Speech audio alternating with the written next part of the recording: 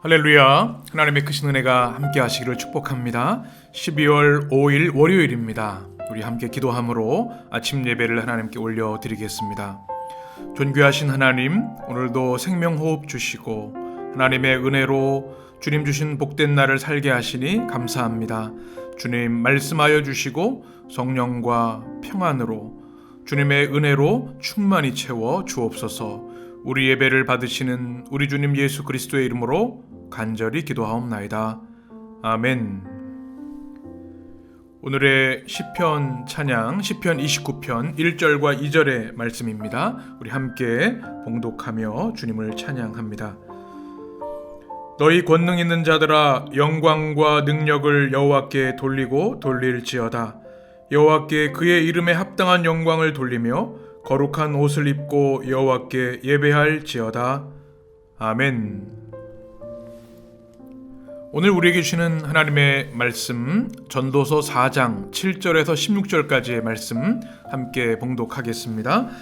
여러분의 성경 또는 매일 성경 큐티 교재 117쪽에 있습니다. 함께 봉독합니다. 내가 또다시 해 아래에서 헛된 것을 보았도다.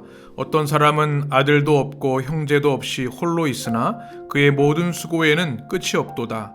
또 비록 그의 눈은 부요를 족하게 여기지 아니하면서 이르기를 내가 누구를 위하여는 이같이 수고하고 나를 위하여는 행복을 누리지 못하게 하는가 하여도 이것도 헛되어 불행한 도구로다. 두 사람이 한 사람보다 나음은 그들이 수고함으로 좋은 상을 얻을 것임이라. 혹시 그들이 넘어지면 하나가 그 동물을 붙들어 일으키려니와 홀로 있어 넘어지고 붙들어 일으킬 자가 없는 자에게는 화가 있으리라. 또 두 사람이 함께 누우면 따뜻하거니와 한 사람이면 어찌 따뜻하랴. 한 사람이면 패하겠거니와 두 사람이면 맞설 수 있나니 세 겹줄은 쉽게 끊어지지 아니하느니라. 가난하여도 지혜로운 젊은이가 늙고 둔하여 경고를 더 받을 줄 모르는 왕보다 나으니 그는 자기의 나라에서 가난하게 태어났을지라도 감옥에서 나와 왕이 되었음이니라. 내가 본즉 해 아래에서 다니는 인생들이 왕의 다음 자리에 있다가 왕을 대신하여 일어난 젊은이와 함께 있고 그의 치리를 받는 모든 백성들이 무수하였을지라도 후에 오는 자들은 그를 기뻐하지 아니하리니 이것도 헛되어 바람을 잡는 것이로다. 아멘. 할렐루야. 모든 성도들을 주님의 이름으로 축복합니다. 오늘도 주님께서 함께 하시고 또 평안 주시고 주의 말씀으로 우리 모든 성도들을 지켜주시기를 축복합니다. 오늘 전도서 4장 7절에서 16절의 말씀, 함께의 행복이라는 제목으로 같이 말씀을 나눕니다. 전도자는 7절에서 이렇게 말씀합니다. 내가 또다시 해 아래에서 헛된 것을 보았도다. 전도자가 헛된 것 이제 나열하면서 우리가 영원하신 하나님을 바라보아야 함을 강조하고 있는데요.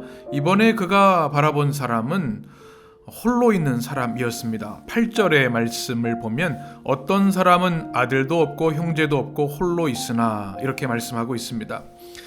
고대 히브리 사람들에게 고독한 삶에는 세 가지 정도의 모습이 있었습니다. 하나는 아들이 없는 사람, 상속자가 없다는 뜻이겠죠. 두 번째는 형제가 없으면 고독하고 외로운 인생이다 생각을 했습니다. 그 다음에는 친구나 동료가 없는 것이죠. 그러면 정말 아무도 없는 홀로 살아가는 사람을 말합니다. 바로 전도자가 바라본 사람은 이렇게 아무도 없이 홀로 사는 사람, 아들도 없고 형제도 없고 홀로 있는 사람. 그런데 그의 수고는 끝이 없습니다. 자신의 삶을 살기 위해서는 아주 작은 음식과 또 필요만 있으면 될 것 같은데 그의 수고가 끝이 없습니다. 그 이유는 그의 눈에 부요를 족하게 여기지 않기 때문에 그렇습니다. 그는 끊임없는 부를 축적하기를 원하고 더 많이 가지기를 원한다는 것이죠.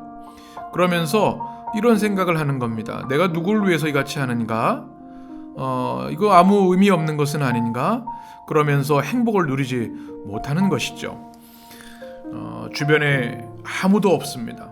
비록 물질은 많을지 모르겠어요. 그러나 그 그에게 무슨 의미가 있는가라고 하는 이야기를 하면서 홀로 있음의 안타까움, 홀로 된 자의 수고의 헛됨에 대해서 우리에게 말씀하고 있습니다. 그러면서 오늘 말씀 8절 하반절에 보게 되면 이것도 헛되어 불행한 노고로다 라고 말하고 있습니다. 헛된 일이다. 이것은 우리가 계속 들었던 말씀인데 불행한 노고라고 하는 표현이 있습니다. 이것은 우리 말로는 불행한 일이다 이렇게 표현을 했는데 우리 성경의 언어를 좀 더 보면 악한 일이다, 나쁜 일이다, 불쌍한 일이다 이런 의미를 가지고 있습니다.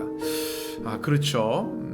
우리 주변에도 아마 그런 분들이 계실지 모르겠습니다. 사람들이 보기에는 많은 것을 성취하고 많은 부를 축적을 했어요. 그런데 아무도 없습니다. 홀로 살아갑니다. 그 많은 물질이 무슨 의미가 있을까요? 바로 그것에 대한 안타까움을 전도자가 말하면서 이제 이어서 둘의 유익에 대해서 말하고 있습니다. 둘의 유익은 우리가 9절을 보게면 이렇게 말씀하지요. 두 사람이 한 사람보다 나음은 그들이 수고함으로 좋은 상을 얻을 것임이라. 한 사람에 대한 안타까움을 얘기하면서 둘의 유익을 이야기하는 것이죠. 두 사람이 같이 하는 것이 얼마나 유익한가. 이것은 수고함으로 상을 얻는 좋은 상을 얻는다. 그러면서 10절부터 쭉 말씀합니다. 넘어지면 하나면은 일어나기가 어렵지 않습니까? 그런데 둘이 있으면 일으켜낼 수 있어요. 근데 혼자 있는 사람은 어떻습니까? 누구도 붙들어서 일으켜줄 사람이 없습니다. 10절 하반절에 보면 그래서 그런 사람에게 화가 있으리라 말합니다. 가련하다라는 뜻이죠. 처량하다, 불쌍하다라는 뜻을 가지고 있습니다. 또 11절에 보면 함께 누우면 따뜻하다라는 말하죠. 이스라엘의 밤은 매우 추웠습니다. 그리고 가난한 사람들에게는 난방을 할 수 있는 여력이 안 됐지요. 그래서 누군가 같이 곁에 있을 때 체온이 있고 따뜻하게 되는 것이죠. 그런데 혼자 있으면 춥게 그 긴 밤을 보내야 된다는 것입니다. 그리고 12절에 보면 우리가 잘 알고 있는 말씀이죠. 우리 12절을 같이 읽겠습니다. 한 사람이면 패하겠거니와 두 사람이면 맞설 수 있나니 세 겹줄은 쉽게 끊어지지 아니하느니라. 아멘. 우리가 잘 알고 있는 말씀입니다. 한 사람 혼자 하면 패할 수밖에 없겠죠. 그러나 두 사람이면 대항해 볼 수 있습니다. 맞설 수 있습니다. 그런데 세 겹줄이 되면 단단해져서 이길 수 있다. 지지 않는다. 무너지지 않는다는 그런 말씀을 하고 있는 것이죠. 이것은 그 당시에 많이 통용되었던 속담입니다. 세 줄로 만든 밧줄을 여러분 생각해 보시면 웬만해서는 그걸 끊을 수가 없습니다. 특별히 여기 3이라고 하는 것은 완전수이지요. 이것은 풍성함, 완전함을 의미하기도 하고 단결된 힘을 말하기도 합니다. 혼자면 패하고 쉽게 무너집니다. 그러나 셋, 이 완전수로 하나가 되면 그 무엇도 끊을 수 없고 무너뜨릴 수 없다. 그리고 풍성함과 온전함을 누릴 수 있다라고 하는 둘의 유익에 대한 아주 강력한 은유, 메타포로 우리에게 전해주는 말씀입니다. 이 말씀을 보면서 우리 공동체가 얼마나 소중한가, 내 옆에 있는 사람이 얼마나 소중한가를 생각하게 됩니다. 이 시대가 점점 이제 개인으로 살아가는 시대가 되어가고 있는데요. 사실 우리는 하나님이 주신 이 사회 공동체에서 공동체 안에 사람들과 더불어 행복을 누리며 만끽하며 살도록 우리를 지으셨는데 그렇게 사는 것이 참 중요합니다. 또 이 땅에 외로운 사람들을 보게 됩니다. 공동체가 필요합니다. 이 땅의 교회가 바로 그 일을 하는 것이죠. 진정한 가족이 되어주는 것, 그것이 예수님의 제자들이 해야 할 일이고, 진정한 가족이 되어줘서 외로운 이들을 보듬어주고 가족으로 환영해주는 것이 교회 공동체가 해야 할 중요한 사명인 것입니다. 함께함의 행복을 경험하는 교회, 우리 교회가 또 우리 성도들의 삶이 그렇게 되셨으면 좋겠습니다. 우리가 함께할 때 더 크고 또 더 아름다운 일을 행할 수 있겠죠. 우리 교회 공동체도 마찬가지입니다. 어떤 일을 할 때 혼자 준비하고 이끌어가면요, 그것만큼 힘들고 외롭고 쓸쓸한 일이 없어요. 그러나 두세 사람이 모여서, 아니 더 많은 사람들이 모여서 하면 신이 나고 행복하고 또 우리가 혼자 할 수 없는 그 크고 위대한 일들을 해나갈 수 있는 것이죠. 우리 해림의 모든 성도들, 믿음의 가정들이 주 안에서 이 세 겹줄의 그 능력, 풍요함, 온전함, 또 단결된 힘을 우리 회복하며 누리며 살아갔으면 좋겠습니다. 이제 13절부터 마지막 절까지는 권력에 대한 이야기를 합니다. 13절에 보면 두 사람을 비교하고 있습니다. 우리 같이 읽겠습니다. 가난하여도 지혜로운 젊은이가 늙고 둔하여 경고를 더 받을 줄 모르는 왕보다 나으니. 이렇게 두 사람을 비교합니다. 한 사람은 젊은 사람인데 가난합니다. 물질도 없고 정말 힘들고 어려운 삶을 사는데 지혜가 있습니다. 또 왕이 있습니다. 그 맞은편에는 왕은 참 권력이 있고 많은 것을 가진 자죠. 그런데 늙었고 둔합니다. 더욱이 안타까운 것은 경고, 충고나 충언들을 받지 못하는 왕. 어떻게 보면 완고하고 어리석은 왕이겠죠. 그 두 사람을 비교하면서 누가 더 지혜로운 사람인가? 가난하여도 지혜를 가진 사람이 더 지혜로운 사람이다.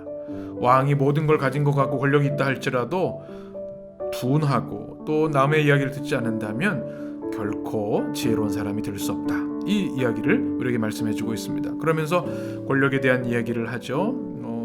가난하게 태어났지만 나는 왕이 된 사람, 왕의 다음 자리에 있는 사람, 또 왕을 대신하여 일어난 젊은이와 함께 있는 사람, 이 모든 그 왕의 연속, 권력의 사람들. 그런데 이것들이 그 당시 잠깐 힘이 있고 또 많은 사람들이 칭송을 받는 것 같지만 헛된 것이다 라고 16절에서 이렇게 말씀합니다. 우리 16절을 같이 읽습니다. 그의 치리를 받는 모든 백성들이 무수하였을지라도 후에 오는 자들은 그를 기뻐하지 아니하리니 이것도 헛되어 바람을 잡는 것이로다. 권력의 무상함을 말씀해 주는 것이죠. 이 내용을 매일 성경 교재 116쪽에 보면 이렇게 설명해 줍니다. 이 세상의 권력과 명예는 영원하지 않습니다. 다 헛됩니다. 충고를 싫어하는 늙은 왕과 대중의 인기를 얻은 지혜로운 왕이 맞을 마지막 운명은 같습니다.